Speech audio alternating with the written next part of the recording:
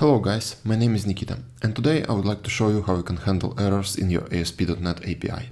There are two main ways of doing it. One is with error filters and the other one is with middlewares. The Microsoft suggests you do it with error filters, so when you go to the error handling documentation page, it will show you examples with error filters. But I think it's kind of limited, and I will show you why I think that and how you can solve this with the middlewares. So let's take a look at the code that I have here. I'm using .NET 6. I've created a basic project from web template and I modified it a little bit to use controllers. So builder services add controllers, application map controllers.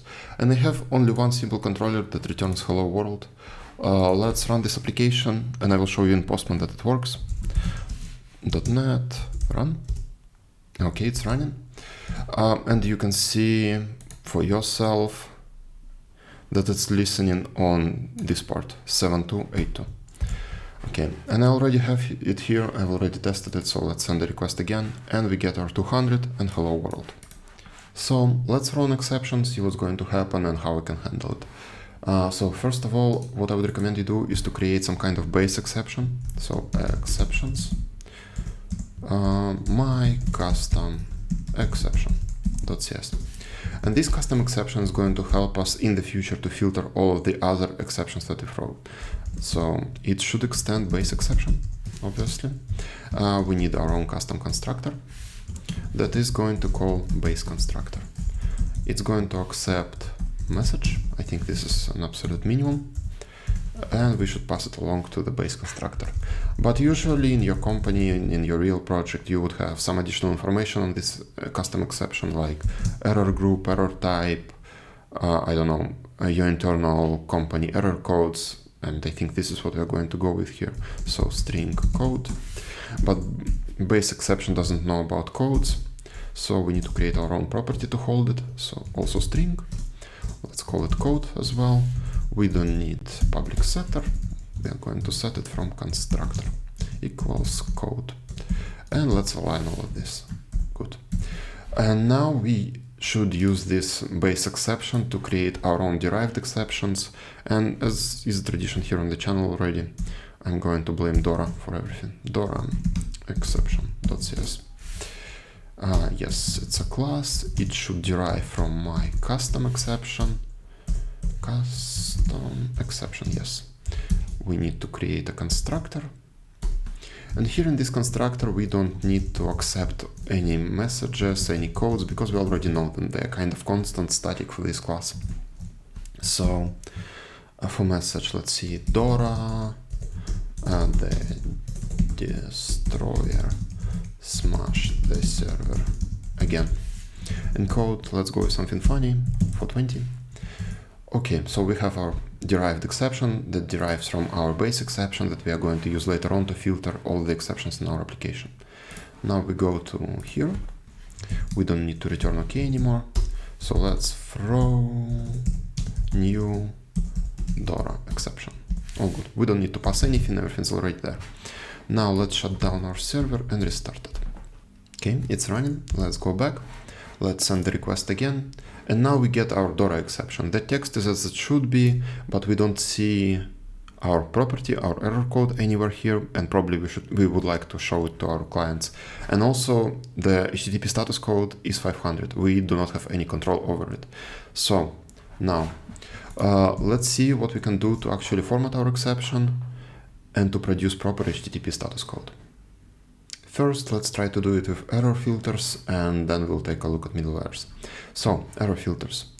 They are actually the reason I'm using controllers here. So, because to my knowledge, you cannot use your action filters, your error filters globally on your minimal API. So, you have to use controllers and you have to specify your global filter here in the controller options.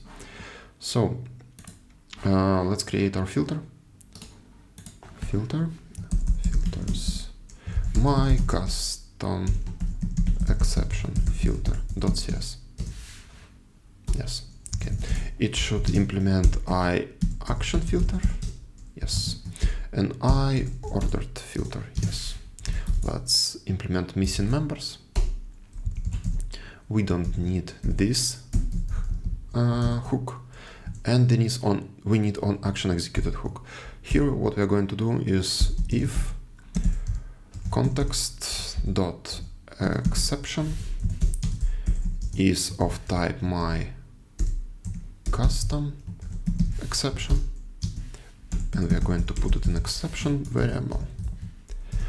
And then we can do some modifications based on it. So what we're going to do here is context result, a new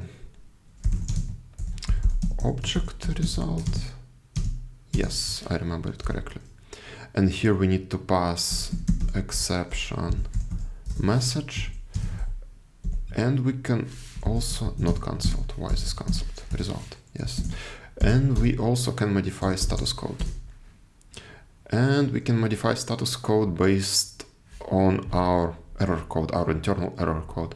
For this, let's create a private static map status code method. So it's going to accept string code, which is going to be our internal error code, and it's going to switch based on it. So code switch. Our first case is going to be 420, and it's going to return HTTP status code. I think there is not acceptable. Yes, this is absolutely not acceptable.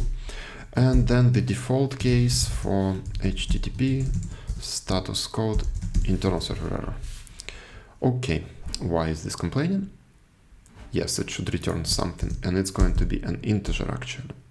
No, it's going to be an HTTP status code. Yes. Good. And now here map status code from exception code, but this status code accepts an integer. So what we can do here is we can do int. Now it's good. Okay, and also what we need to do here is context error exception handled. Yes, we need to set it to true. We need to specify, we need to actually tell ASP.NET that we handled this exception, and everything's good. And the last one is this order property. It comes from IOrdered filter. If you have multiple different filters, it specifies the order of execution. For us, it's going to be int max value. So it should be the absolute last. Now let's try to run it. No, not try to run it. We need to add it to our configuration. So options, add filters, add, and my custom exception filter. Now let's try to run it. .NET run. It's running, and let's send this request again. And now we can see that it's properly formatted.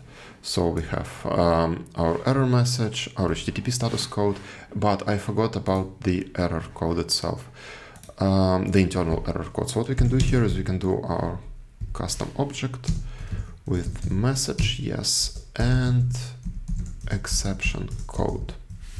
And let's restart this again. And now we have our message and our code and our HTTP status code. The type of this response, HTML or raw text, are going to be derived from the produce type of your controller, of your action. So keep that in mind. So let's go ahead and take a look at middlewares, how they're different from filters, and what is, in my opinion, the issue with filters. So with middlewares, what you can do is you can do app.use and provide a delegate, which is going to play the role of your middleware, but I'm going to create a separate class for it. So new file, middlewares, my custom exception, middleware.cs. Okay, we got it. It should implement middleware interface. Let's implement missing members. And for now, I'm going to just actually do nothing. I'm not even going to call next. I'm going to throw an error here. So throw new DORA exception. Okay, and let's register this middleware. To register it, we have to do a little bit more. So builder, services, add singleton, my custom exception middleware. Okay, it's registered in our DI container, and now we have to use it. So app use middleware, my custom exception middleware. Okay, all good, it's registered. So let's restart our project and go back to Postman. Send.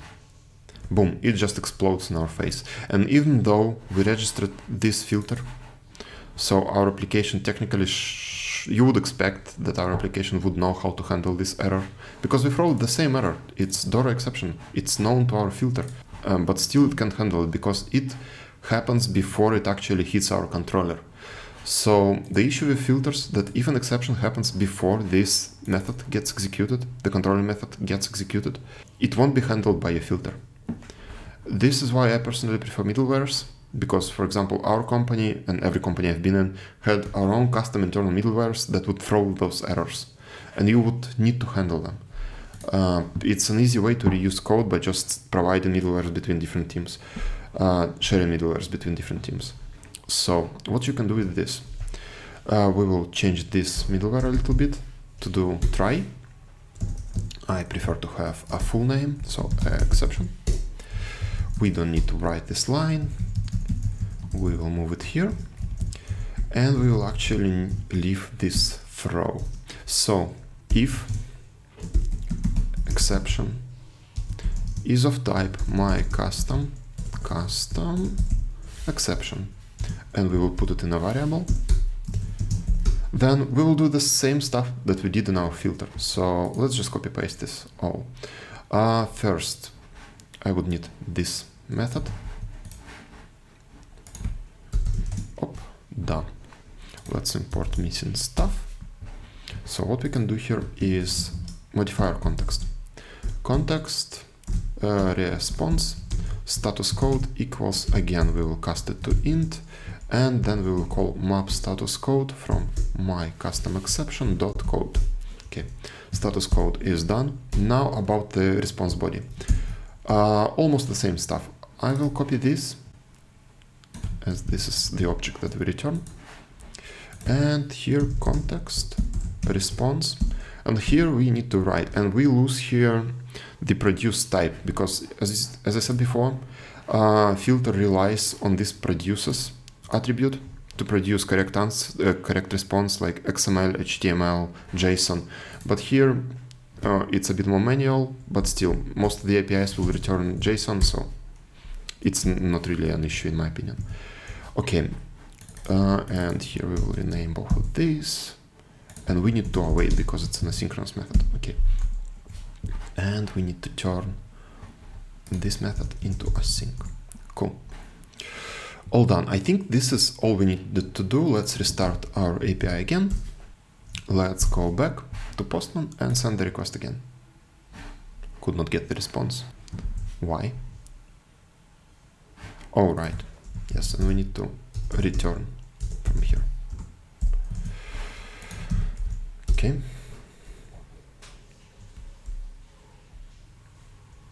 Okay. Send. And now it works. Okay. Okay. Cool. So as you can see, we've accomplished the same thing as we did with filters, but now we can also catch errors that are happening in our middlewares. And to prove to you that filter is not being used, I will actually just flat out delete it.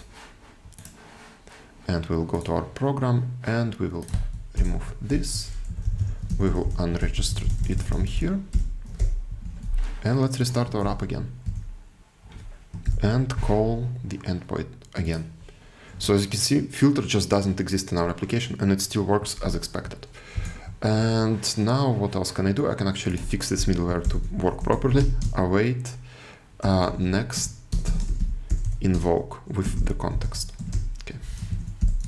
And now the error is going to be thrown not by our middleware, but by our endpoint from here. So let's restart it again. Okay, send. Same result again.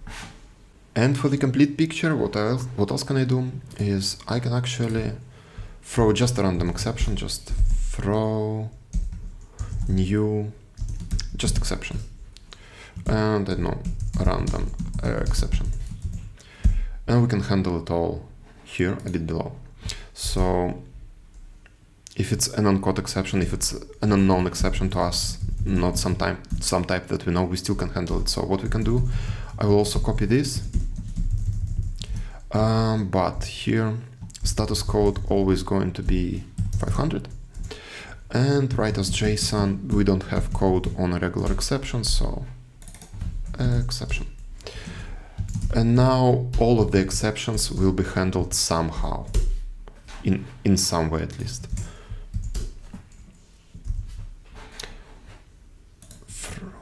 Random exception. So you see, all of the exceptions that can possibly be produced by our applications are going to be handled in some way. They are going to be returned in a proper JSON format with some status code that we defined, and so on. And you can actually modify this message however you want, just do something here. And that's how you handle errors. I hope this was useful to you. If it was, please leave a like, subscribe, leave comments if you think that I've missed something, if you want to discuss something. And I will probably but upload a new video next week. See you then. Bye.